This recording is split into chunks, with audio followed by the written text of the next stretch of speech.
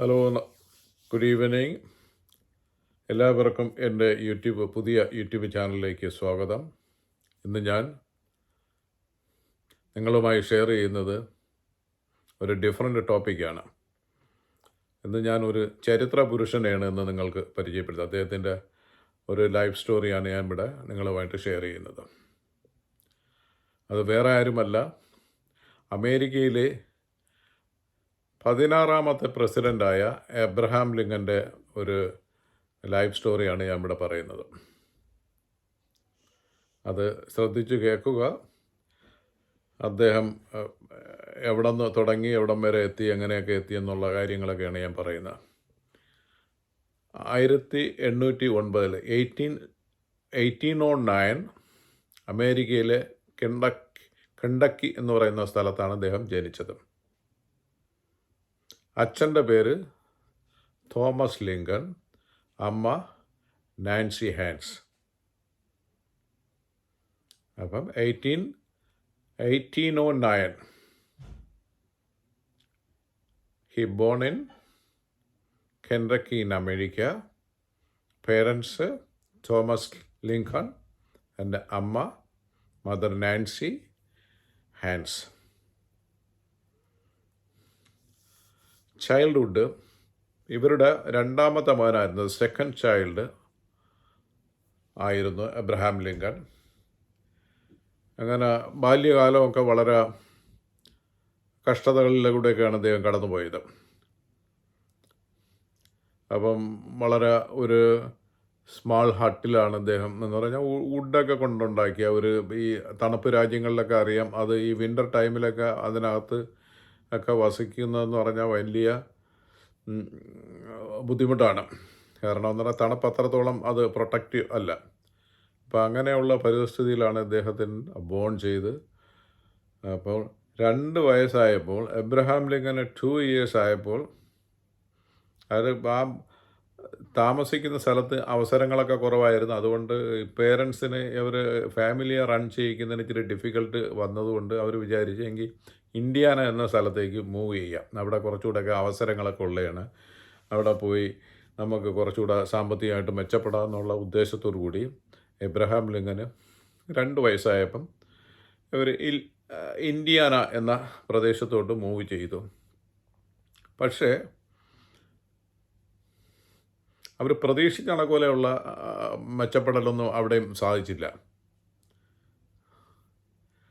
അങ്ങനെ ഞാൻ ഡിഫിക്കൽട്ട് വേയിൽ ഇങ്ങനെ വളർന്നുകൊണ്ടിരുന്ന് അദ്ദേഹത്തിന് 9 വയസ്സായപ്പോൾ, എബ്രഹാം ലിങ്കൺ 9 years ആയപ്പോൾ ഇദ്ദേഹത്തിൻ്റെ അമ്മ നാൻസി മരണപ്പെട്ടുപോയി. Because she drank the contaminated milk കുടിച്ചു എന്ന് പറയാൻ ഔട്ട് ഓഫ് ഡേറ്റഡ് ആയിട്ടുള്ള ആ ഒരു ഇത് ചെയ്ത് എന്ന് പറഞ്ഞാൽ ഫുഡ് പോയ്സണിങ് റീസൺ, അതിൻ്റെ മരണകാരണം എന്ന് പറഞ്ഞാൽ ഫുഡ് പോയ്സൺ ആയിരുന്നു.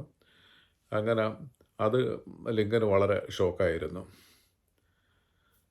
അപ്പോൾ 9ാമത്തെ വയസ്സിൽ അമ്മ മരണപ്പെട്ടു. അങ്ങനെ കുറച്ച് വർഷങ്ങൾ കടന്നുപോയി.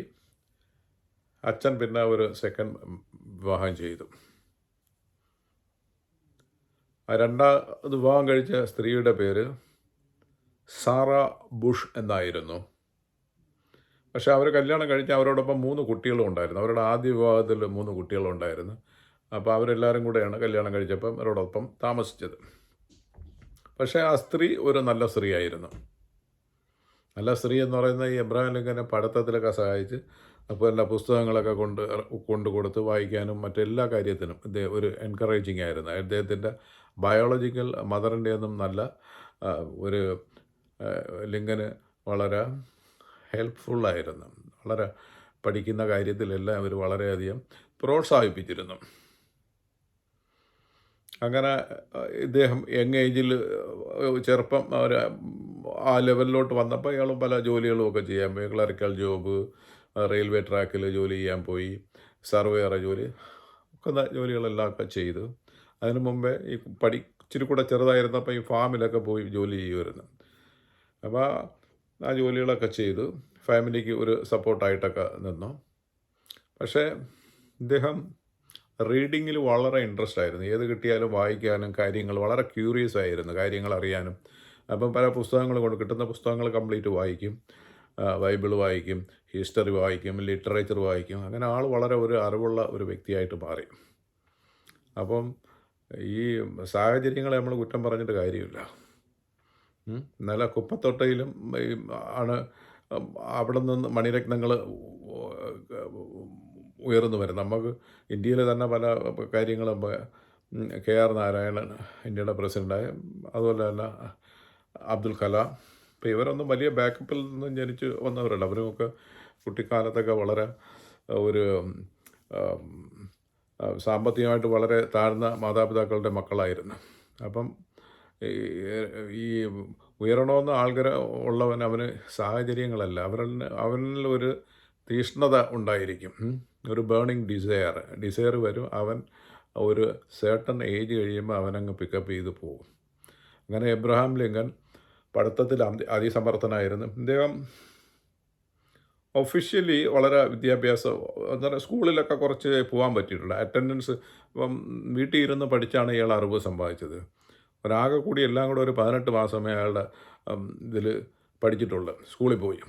കാരണം റീസൺ ഇതാണ്, അതിന് പേരൻസിന് സാമ്പത്തികമായിട്ടും മറ്റു രീതിയിലും സപ്പോർട്ട് ചെയ്യാനില്ലാത്തതുകൊണ്ട് വീട്ടിൽ ജോലി ചെയ്യാനും മറ്റു കാര്യങ്ങളിലുമൊക്കെ നിന്ന് അങ്ങനെ ആ സ്കൂളിൽ റെഗുലറായിട്ട് പോയല്ലോ. പക്ഷേ അത് അല്ല, ഇയാൾ പുസ്തകങ്ങൾ വായിച്ച് അറിവുകൾ അഗാധമായിട്ടുണ്ടാക്കി. ലിറ്ററേച്ചറും എല്ലാ ബുക്കുകളും പിന്നെ ബൈബിളും എന്താ വാട്ട് എവർ ദ ബുക്സ് കിട്ടുന്നു അതെല്ലാം നല്ലല്ലോ. ഒരു റീഡിങ്ങിന് വളരെ ഇൻട്രസ്റ്റ് ഉള്ള ഒരു കുട്ടിയായിരുന്നു.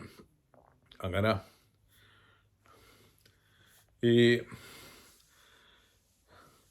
വിദ്യാഭ്യാസം ഒക്കെ കഴിഞ്ഞ് ഇയാൾ പിന്നെ കുറച്ച് പൊതുകാര്യങ്ങളിലൊക്കെ ഇടപെടാനോ ആളുകളെ സഹായിക്കാനോ അങ്ങനെയൊക്കെ വന്ന് ലോക്കൽ ബോഡികളിലൊക്കെ ചെറിയ ഇലക്ഷനൊക്കെ വരുമ്പോൾ അവരുടെ മെമ്പറായിട്ടൊക്കെ തിരഞ്ഞെടുക്കും. അങ്ങനെ പൊതുജനങ്ങളുടെ ഇടയിലൊക്കെ കുറച്ച് അറിയപ്പെടാനോ സ്വാധീനമുള്ള ഒരു വ്യക്തിയായി. 1932 ഇദ്ദേഹം അവിടുത്തെ ഒരു ലോക്കൽ ബോഡിയിൽ, അവിടുത്തെ നമ്മൾ കൗൺസിലർ എന്നൊക്കെ പറയില്ല, അതുപോലെ വന്നു. അപ്പോൾ അതിൽ നിന്നിട്ട് കുറച്ച് നല്ല ജനങ്ങൾക്കിടെ ആവശ്യമുള്ള എല്ലാ സേവനങ്ങളൊക്കെ പൊതുപ്രവർത്തനം എന്നുള്ള നിലയിൽ അത് വളരെ ഒരു ആളുകളൊക്കെ ഇഷ്ടപ്പെട്ട ഒരു വ്യക്തിയായിരുന്നു. കഴിഞ്ഞ് പിന്നെ പിന്നും പഠിക്കാനുള്ളൊരാഗ്രഹം തുടർന്നും ഉണ്ടായിരുന്നു. 1936 ഇദ്ദേഹം വക്കീൽ പരീക്ഷ പാസ്സായി.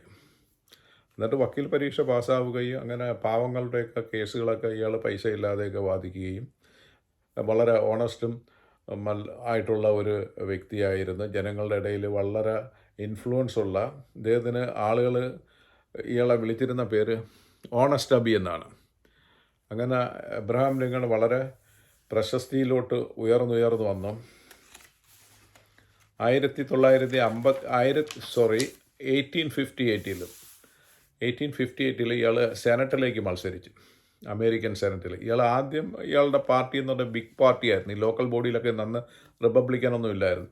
റിപ്പബ്ലിക്കൻ്റെ കാൻഡിഡേറ്റായി 1858 ഇയാൾ മത്സരിച്ച്. അന്ന് ഇദ്ദേഹത്തിനെതിരായിട്ട് നിന്ന ഡഗ്ലസ് എന്ന് പറയുന്ന ഒരു വ്യക്തിയായിരുന്നു. അവർ തങ്ങളിലും നല്ല ഒരു ഡിബേറ്റുകളൊക്കെ ഉണ്ടായിരുന്നു. വലിയ തീപാറിയ ഇതായിരുന്നു ആ ഡിബേറ്റ്. ചരിത്രത്തിൽ ഇപ്പോഴും പക്ഷേ ഇലക്ഷനിൽ ലിങ്കൺ പരാജയപ്പെട്ടു.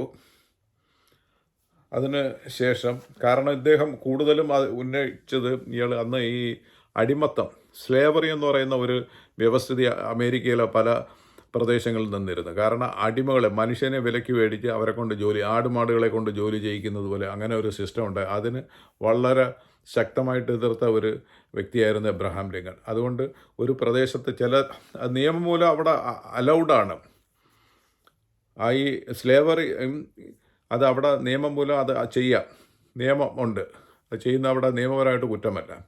അപ്പോൾ ആ നിയമവും പിന്നെ ഇത് എല്ലാ പ്രദേശത്തും ഇല്ലായിരുന്നു. അത് മറ്റെല്ലാ സ്ഥലങ്ങളിലിട്ടും വ്യാപിപ്പിക്കണം, സ്പ്രെഡ് ചെയ്യിക്കണം, സ്ലേവറി എല്ലായിടത്തും കൊണ്ടുവരണം. അതാണ് കറുത്ത വർഗ്ഗക്കാരെയായിരിക്കും അവർ കൂടുതൽ ഉപയോഗിച്ചിരുന്നത്. അങ്ങനെ എബ്രഹാം ലിങ്കൺ അതിനെ എതിർക്കുകയും 1960 നടന്ന ഇലക്ഷനിൽ ഇദ്ദേഹം അമേരിക്കയിൽ പ്രസിഡന്റ് സ്ഥാനാർത്ഥിയായിട്ട് നിൽക്കുകയും, പക്ഷേ ഇദ്ദേഹത്തിൻ്റെ സ്ഥാനാർത്ഥിത്വത്തിൽ ഭയങ്കരമായിട്ടുള്ള എതിർപ്പുകളും ബഹളങ്ങളും ഒക്കെ ഉണ്ട്, അവരുടെ പാർട്ടിക്കുള്ളിൽ തന്നെ ഉണ്ടായിരുന്നു. പക്ഷേ എനിവേ അദ്ദേഹം മത്സരിച്ചു, ഇലക്ഷനിൽ ജയിച്ച് അങ്ങനെ അമേരിക്കയുടെ 16ാമത്തെ പ്രസിഡൻ്റായിട്ട് ഇദ്ദേഹം തിരഞ്ഞെടുക്കപ്പെട്ടു.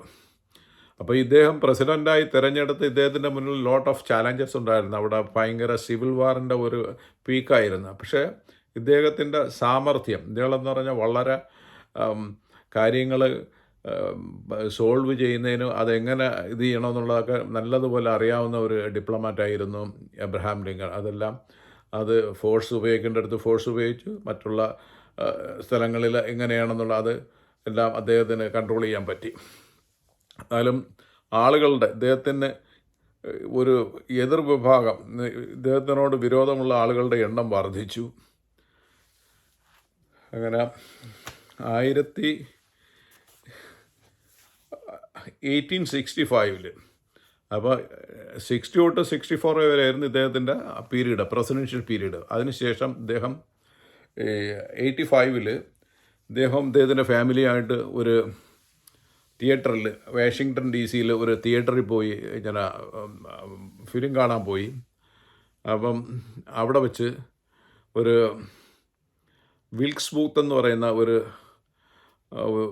ഇദ്ദേഹത്തിന് എതിരുള്ള അയാളൊരു ആക്ടറൊക്കെ ആയിരുന്നു. അയാൾ വന്ന് ആ തിയേറ്ററിനുള്ളിൽ കയറുകയും ഇദ്ദേഹത്തിൻ്റെ തലയ്ക്ക് വെടിവെക്കുകയും ചെയ്തു.